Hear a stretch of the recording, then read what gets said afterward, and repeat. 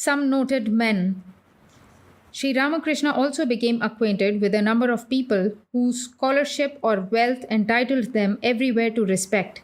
He had met a few years before Devendranath Tagore, famous all over Bengal for his wealth, scholarship, saintly character, and social position.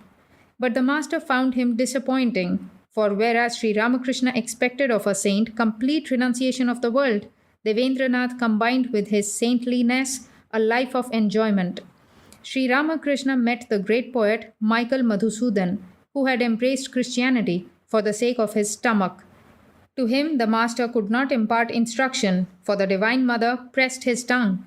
In addition, he met Maharaja Jatindra Mohan Tagore, a titled aristocrat of Bengal, Christodas Pal, the editor, social reformer, and patriot, Ishwar Vidyasagar, the noted philanthropist and educator, Pandit Shashadhar, a great champion of Hindu orthodoxy, Ashwini Kumar Datta, a headmaster, moralist, and leader of Indian nationalism, and Bankim Chatterjee, a deputy magistrate, novelist, and essayist, and one of the fashioners of modern Bengali prose. Sri Ramakrishna was not the man to be dazzled by outward show, glory, or eloquence. A Pandit without discrimination he regarded as a mere straw. He would search people's hearts for the light of God, and if that was missing, he would have nothing to do with them. Christodas Pal.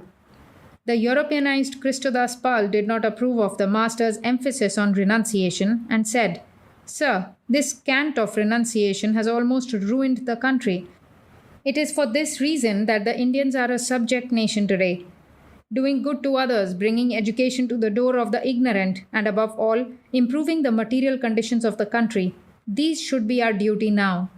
The cry of religion and renunciation would, on the contrary, only weaken us. You should advise the young men of Bengal to resort only to such acts as will uplift the country." Sri Ramakrishna gave him a searching look and found no divine light within.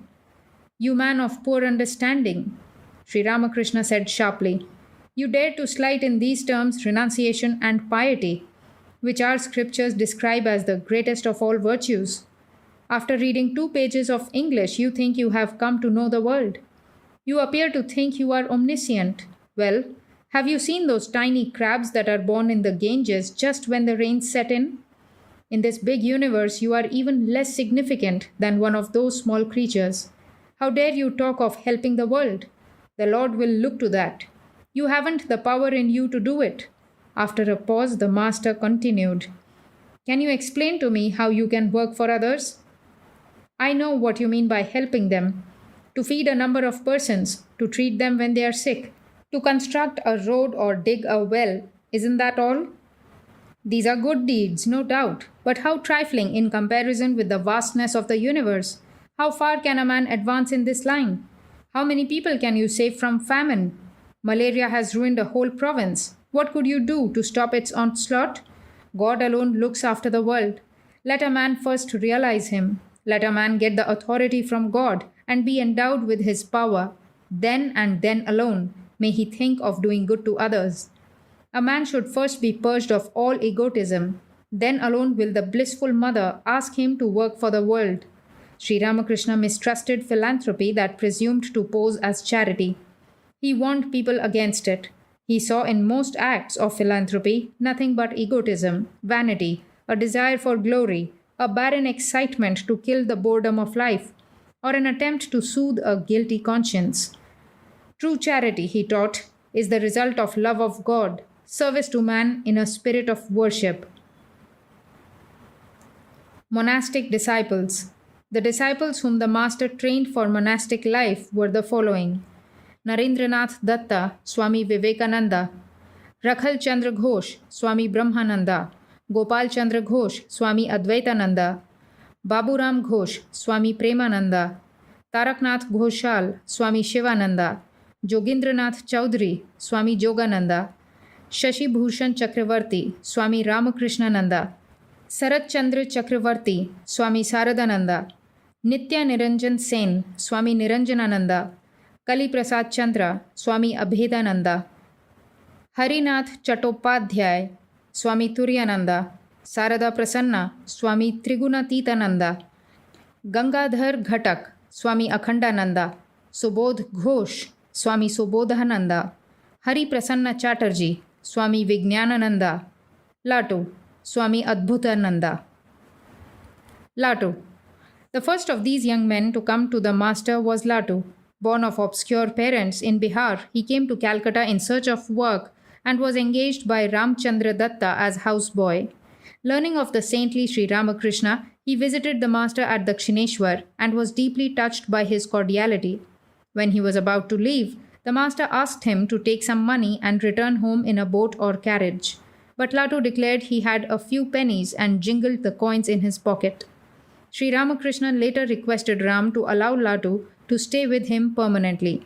Under Sri Ramakrishna's guidance, Latu made great progress in meditation and was blessed with ecstatic visions. But all the efforts of the master to give him a smattering of education failed. Latu was very fond of kirtan and other devotional songs, but remained all his life illiterate. Rakhal.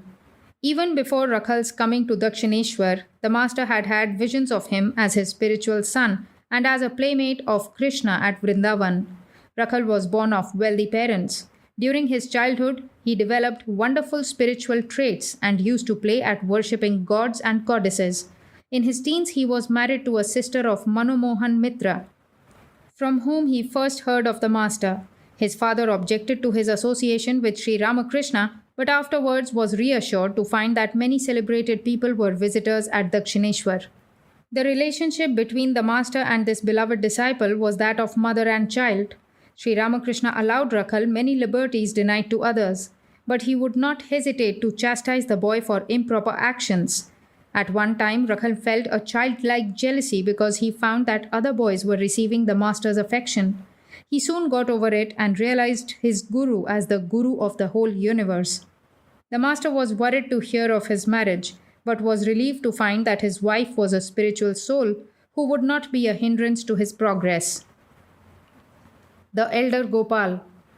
Gopal Chandra Ghosh came to Dakshineshwar at a rather advanced age and was called the elder Gopal. He had lost his wife, and the master assuaged his grief. Soon he renounced the world and devoted himself fully to meditation and prayer. Some years later, Gopal gave the master the ochre cloths with which the latter initiated several of his disciples into monastic life. Narendra.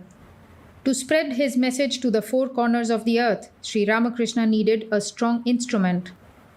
With his frail body and delicate limbs, he could not make great journeys across wide spaces, and such an instrument was found in Narendranath Datta, his beloved Naren, later known to the world as Swami Vivekananda.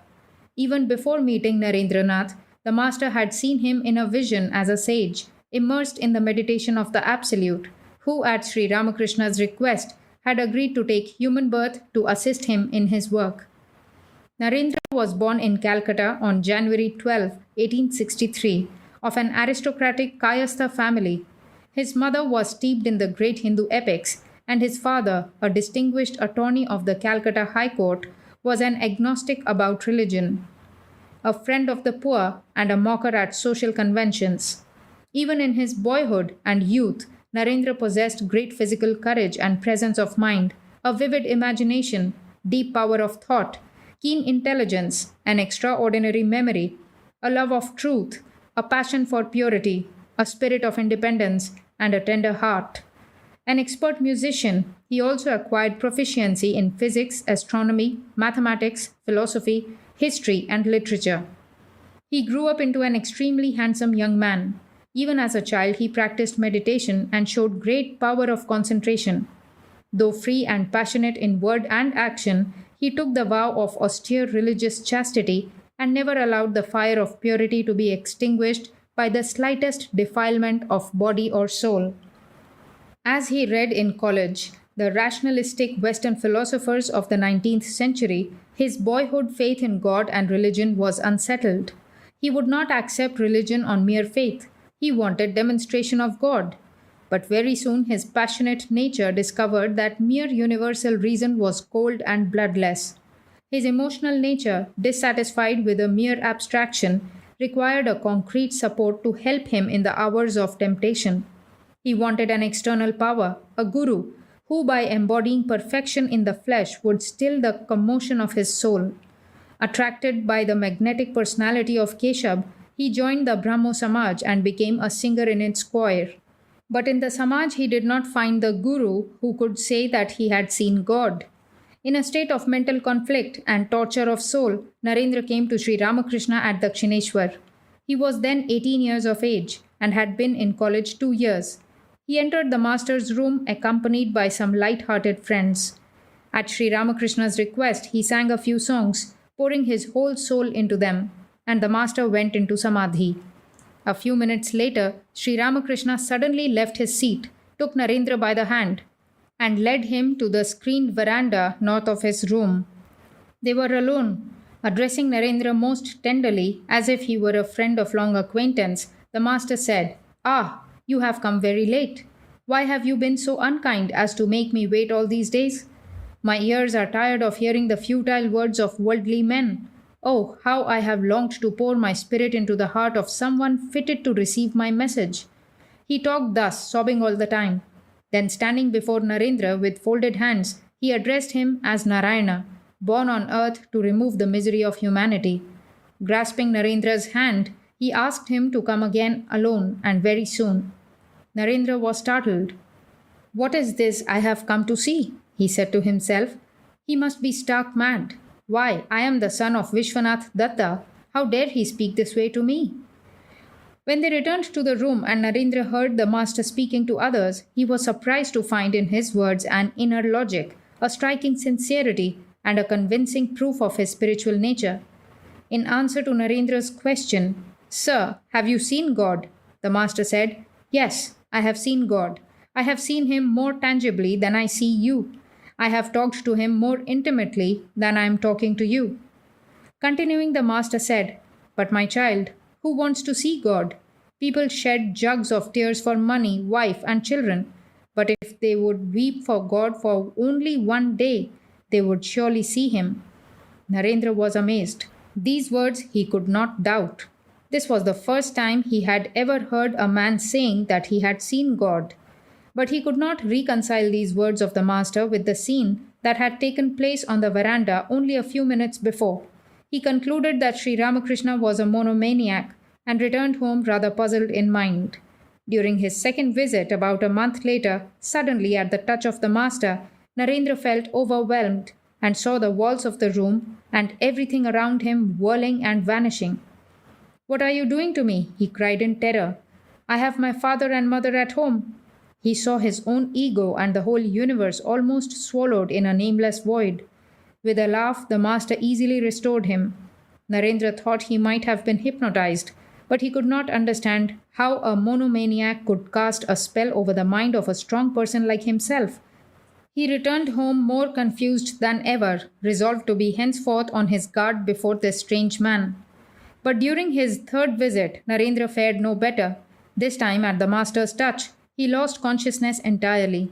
While he was still in that state, Sri Ramakrishna questioned him concerning his spiritual antecedents and whereabouts, his mission in this world, and the duration of his mortal life. The answers confirmed what the master himself had known and inferred. Among other things, he came to know that Narendra was a sage who had already attained perfection, and that the day he learnt his real nature, he would give up his body in yoga by an act of will. A few more meetings completely removed from Narendra's mind the last traces of the notion that Sri Ramakrishna might be a monomaniac or wily hypnotist. His integrity, purity, renunciation, and unselfishness were beyond question.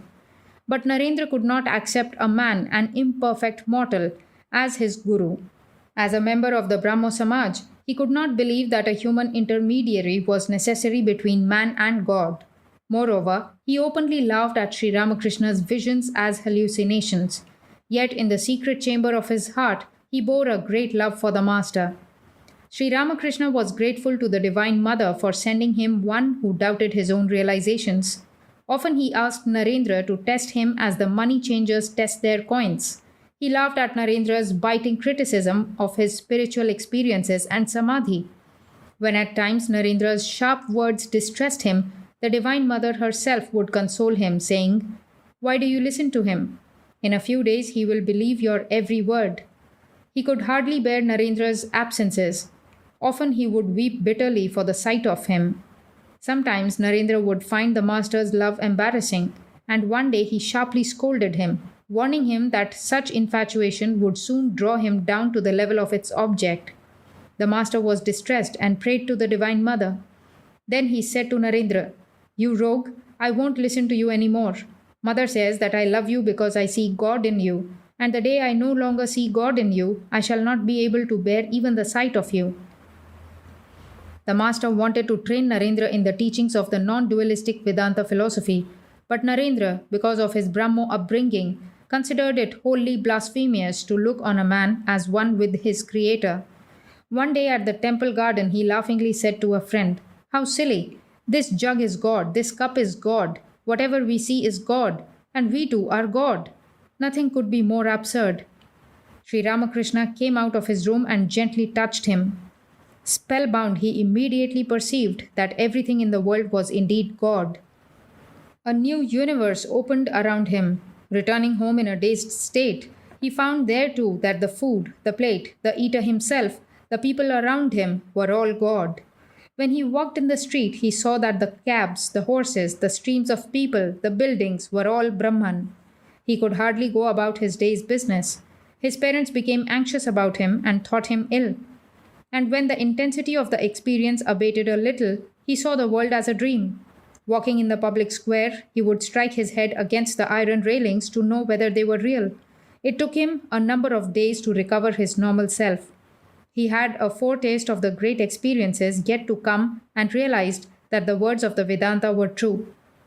At the beginning of 1884, Narendra's father suddenly died of heart failure, leaving the family in a state of utmost poverty. There were 6 or 7 mouths to feed at home. Creditors were knocking at the door. Relatives who had accepted his father's unstinted kindness now became enemies, some even bringing suit to deprive Narendra of his ancestral home. Actually starving and barefoot, Narendra searched for a job, but without success. He began to doubt whether anywhere in the world there was such a thing as unselfish sympathy. 2 rich women made evil proposals to him and compromised to put an end to his distress, but he refused them with contempt. Narendra began to talk of his doubt of the very existence of God. His friends thought he had become an atheist and piously circulated gossip adducing unmentionable motives for his unbelief. His moral character was maligned. Even some of the master's disciples partly believed the gossip, and Narendra told these to their faces that only a coward believed in God through fear of suffering or hell. But he was distressed to think that Sri Ramakrishna too might believe these false reports. His pride revolted. He said to himself, "What does it matter? If a man's good name rests on such slender foundations, I don't care." But later on, he was amazed to learn that the master had never lost faith in him. To a disciple who complained about Narendra's degradation, Sri Ramakrishna replied, "Hush, you fool. The mother has told me it can never be so. I won't look at you if you speak that way again." The moment came when Narendra's distress reached its climax. He had gone the whole day without food. As he was returning home in the evening, he could hardly lift his tired limbs. He sat down in front of a house in sheer exhaustion, too weak even to think. His mind began to wander. Then suddenly, a divine power lifted the veil over his soul. He found the solution of the problem of the coexistence of divine justice and misery, the presence of suffering in the creation of a blissful providence. He felt bodily refreshed, his soul was bathed in peace, and he slept serenely. Narendra now realized that he had a spiritual mission to fulfill. He resolved to renounce the world, as his grandfather had renounced it, and he came to Sri Ramakrishna for his blessing. But even before he had opened his mouth, the master knew what was in his mind and wept bitterly at the thought of separation. "I know you cannot lead a worldly life," he said, "but for my sake, live in the world as long as I live." One day, soon after, Narendra requested Sri Ramakrishna to pray to the Divine Mother to remove his poverty. Sri Ramakrishna bade him pray to her himself, for she would certainly listen to his prayer. Narendra entered the shrine of Kali. As he stood before the image of the mother, he beheld her as a living goddess, ready to give wisdom and liberation. Unable to ask her for petty worldly things, he prayed only for knowledge and renunciation, love and liberation. The master rebuked him for his failure to ask the Divine Mother to remove his poverty and sent him back to the temple. But Narendra, standing in her presence, again forgot the purpose of his coming. Thrice he went to the temple at the bidding of the master, and thrice he returned, having forgotten in her presence why he had come. He was wondering about it when it suddenly flashed in his mind that this was all the work of Sri Ramakrishna. So now he asked the master himself to remove his poverty and was assured that his family would not lack simple food and clothing. This was a very rich and significant experience for Narendra. It taught him that Shakti, the divine power, cannot be ignored in the world, and that in the relative plane the need of worshipping a personal God is imperative.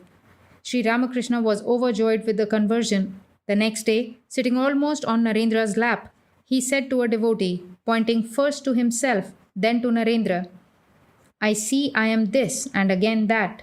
Really, I feel no difference. A stick floating in the Ganges seems to divide the water, but in reality, the water is one. Do you see my point? Well, whatever is the mother. Isn't that so?" In later years, Narendra would say, "Sri Ramakrishna was the only person who, from the time he met me, believed in me uniformly throughout. Even my mother and brothers did not. It was his unwavering trust and love for me that bound me to him forever. He alone knew how to live. Worldly people only make a show of love for selfish ends." Tarak. Others destined to be monastic disciples of Sri Ramakrishna came to Dakshineshwar. Taraknath Ghoshal had felt from his boyhood the noble desire to realize God. Keshab and the Brahmo Samaj had attracted him but proved inadequate. In 1882, he first met the master at Ramachandra's house and was astonished to hear him talk about Samadhi, a subject which always fascinated his mind.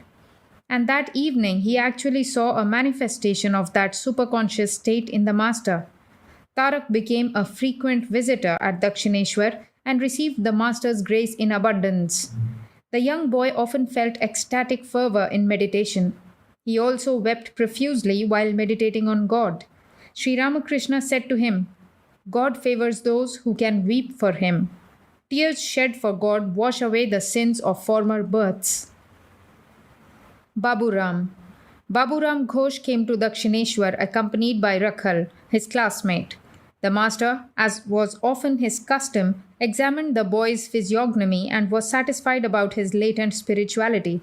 At the age of 8, Babu Ram had thought of leading a life of renunciation in the company of a monk in a hut shut out from the public view by a thick wall of trees.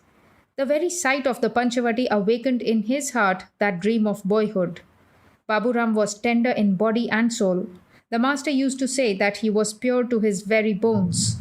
One day, Hazra, in his usual mischievous fashion, advised Babu Ram and some of the other young boys to ask Sri Ramakrishna for some spiritual powers and not waste their life in mere gaiety and merriment.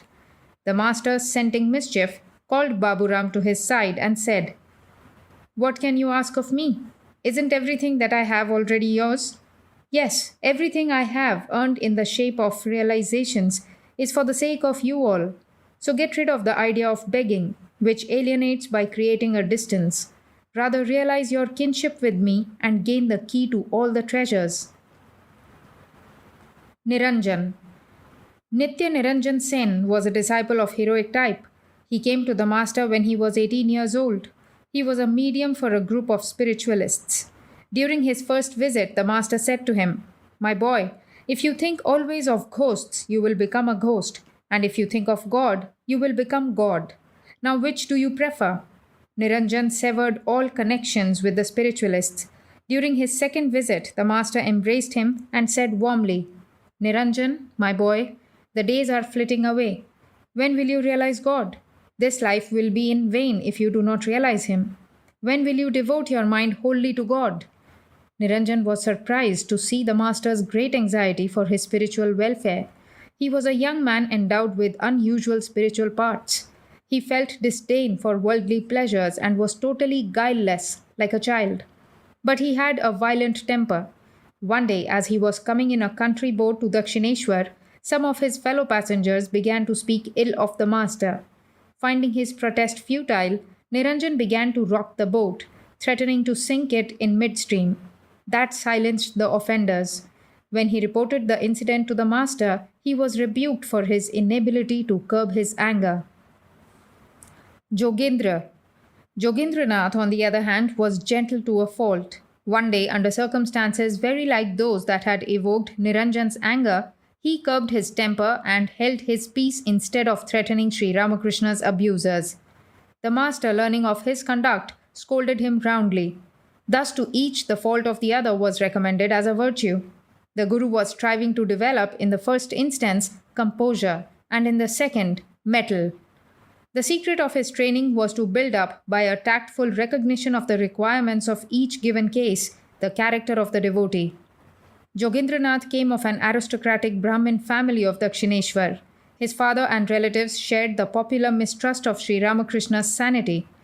At a very early age, the boy developed religious tendencies, spending 2 or 3 hours daily in meditation, and his meeting with Sri Ramakrishna deepened his desire for the realization of God. He had a perfect horror of marriage, but at the earnest request of his mother, he had to yield, and he now believed that his spiritual future was doomed. So he kept himself away from the master.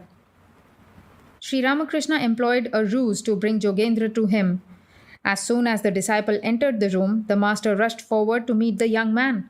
Catching hold of the disciple's hand, he said, "What if you have married? Haven't I too married? What is there to be afraid of in that?"